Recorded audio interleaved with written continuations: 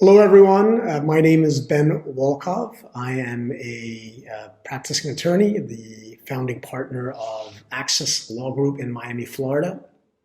I'm here to walk you through the CARES Act, which is the federal stimulus bill that was passed into law last week, and to provide you with some suggestions regarding practical next steps that you can take.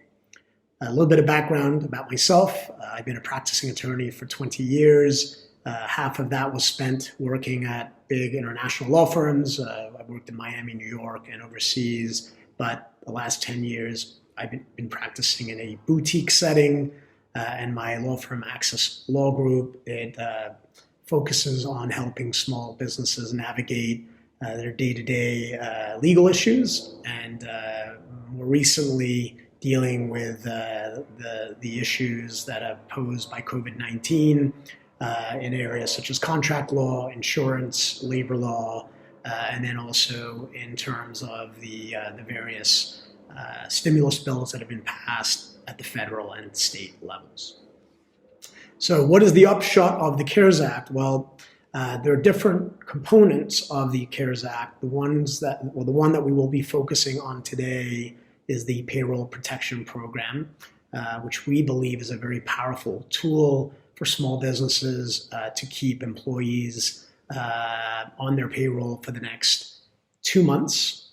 Beyond that, we don't know what the world will look like, but this is a great first step, and it will allow most businesses to keep people on payroll.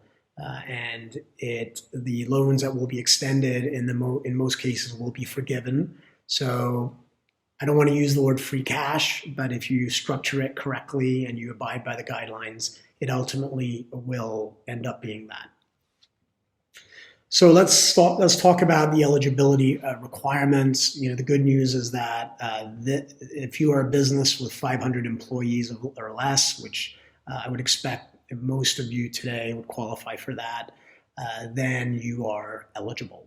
Also, if you are a sole proprietor, you're an independent contractor, you're self-employed, you would also be eligible to apply.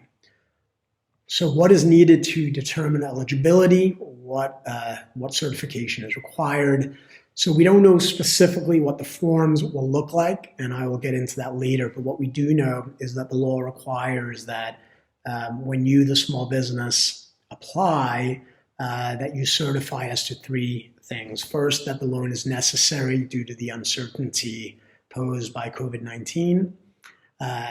Secondly, the loan proceeds will be used for allowable or qualifying purposes, and we'll get into that a little bit more in a minute. And third, you are not receiving duplicative funds from the SBA for the same uses. And for those of you who have SBA loans or who apply for the emergency loans, you can reach out to me and I can explain kind of how this impacts that.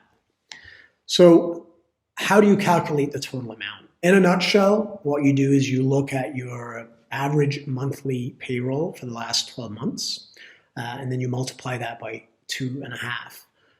Now, payroll, the definition of payroll in the Act is far more expansive than just your typical W-2 employees.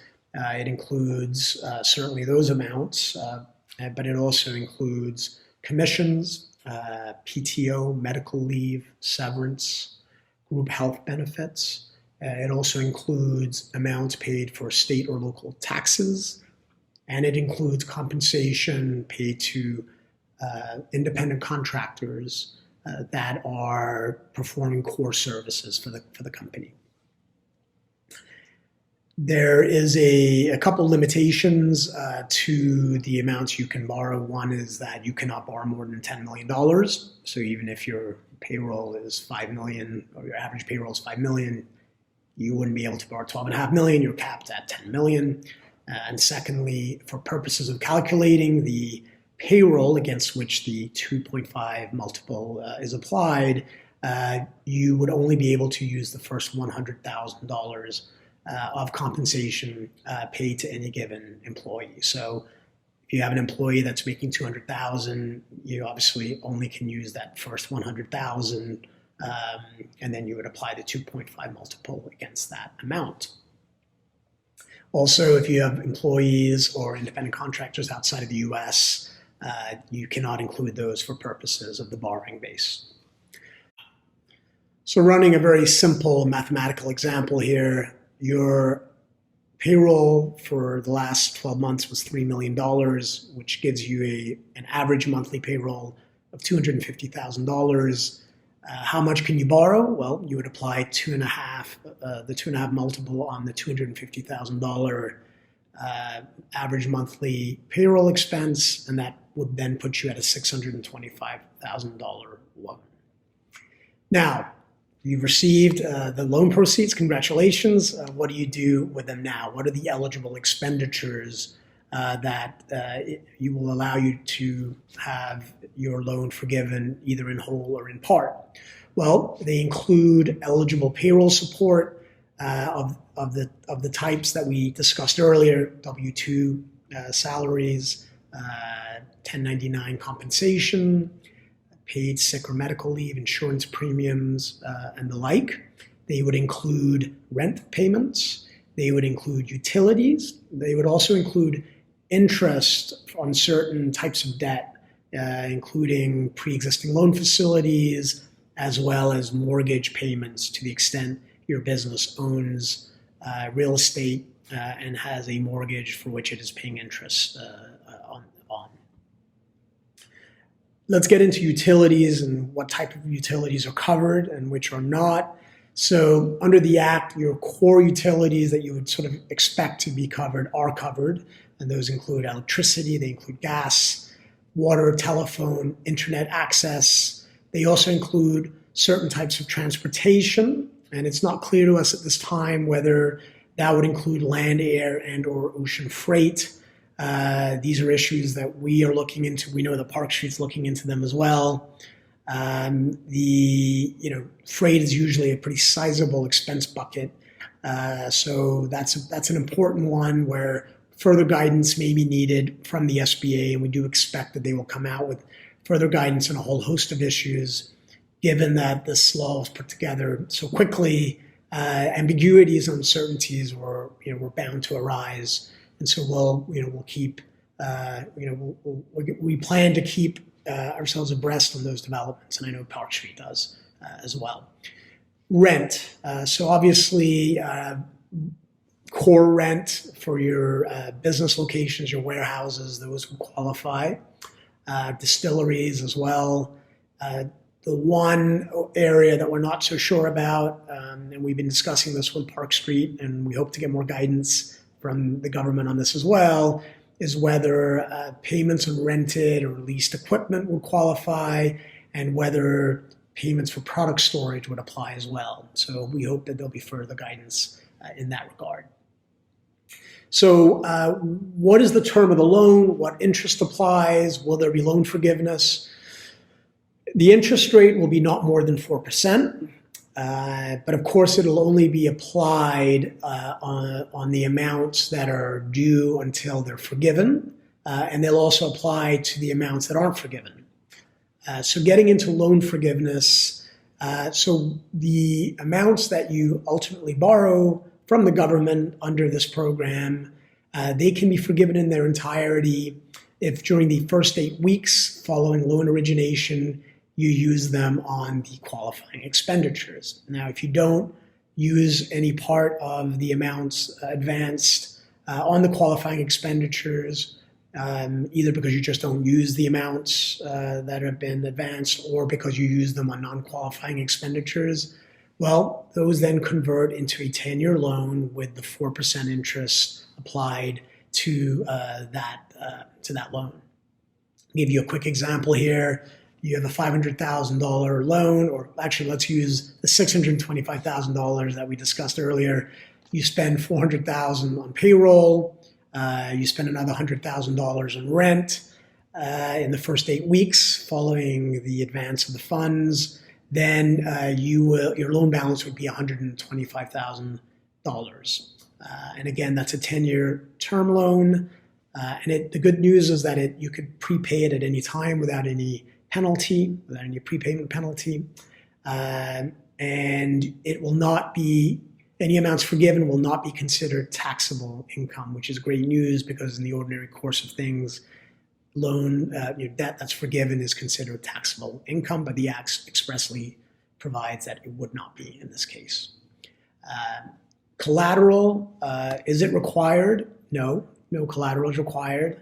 Are personal guarantees required? No, they are not. So this is great. Obviously, this makes this type of debt really competitive, superior probably to most other commercial debt that's available in the marketplace right now. And so even if a portion of your debt is not forgiven because you haven't used it for allowable purposes, then you're still looking at pretty good loan terms. Again, 10-year term loan, no more than 4% interest, no collateral, no personal guarantees required. The other good news is that the SBA is not going to be applying any of their typical fees that apply to typical SBA loans. We're not certain whether the banks, the commercial banks that are partnering with the SBA on this, whether they will be allowed to charge fees. We do not expect that to be a gating item, but that's something that still is yet to be determined. So can I apply now? And the short answer to that is not yet, but soon. Right now, there's a lot of confusion in the marketplace. There's a lot of information being circulated about the ability of banks to start processing these applications. And we're a few days away from that now. If anyone tells you that they've already gotten an application in to receive these Pay Loan Protection Program proceeds, either they're mistaken or they're not telling the truth because the discussions between the SBA and the banks are ongoing. We think any day they will have reached agreement on how these programs will be rolled out because the commercial banks will be a critical part of this. They will be the ones advancing the loans and the SBA will backstop the loans. So obviously there's a lot of detail that has to be sorted out between the banks and the government. How long will it take to process my application once things are ready to go? It's going to depend on the institution that you work with. Our expectation is that a lot of the bigger banks, because of the many layers of bureaucracy, may have a challenging time first educating their workforce sufficiently on this and devising structures that will allow for the underwriting of these on a mass scale. Our intuition on this, and we may be wrong, but our gut is that some of the smaller banks, the community banks in particular, will be in a good position to process the applications in an effective and efficient way. What we would advise at this point is that you reach out to whoever your relationship lender is, but don't expect that they will necessarily be perfectly educated on what's going on because, again, there's a lot of uncertainty and there just may be insufficient instruction coming from the top down.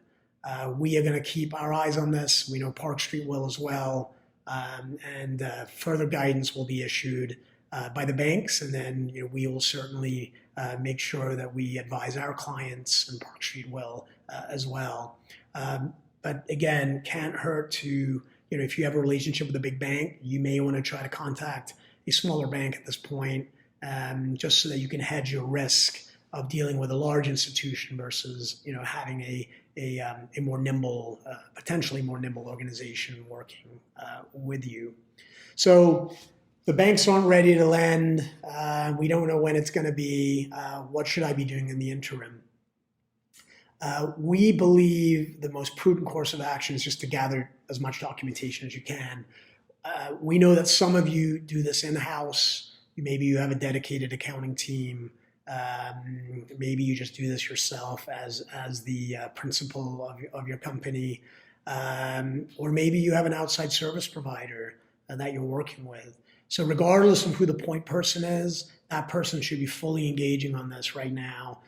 And they should be gathering certain essential documentation where we don't know exactly what that documentation looks like, but almost certainly it will include your basic corporate governance documentation, your articles of incorporation, your articles of organization, your EIN. It will include your payroll expense verification documents, your 940s, your 941s, payroll summary reports, breakdown of your payroll benefits, for, vacation, group healthcare benefits, retirement benefits, etc. Because again, those will be used for your computation of your borrowing base. So it's important that you gather those. Your 1099 certainly. I would also have a copy of the driver's licenses of each of the owners of the company. And then you will likely have to certify that your employees, or at least the employees that you're using for purposes of your borrowing base, that they all live in the United States. And that'll be an important aspect of putting together your document right package. So with that, we'll conclude. I hope this has been informative. Certainly, if you have any questions, I know your Park Street representative is well equipped to answer questions, and certainly we'd be happy to be a resource for any of you.